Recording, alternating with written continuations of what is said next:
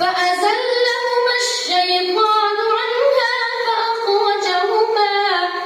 فأخرجهما مما كانا فيه وقلنا اهبطوا بعضكم لبعض عدو ولكم في الأرض مستقر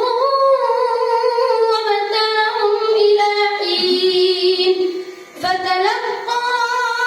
آدم من ربه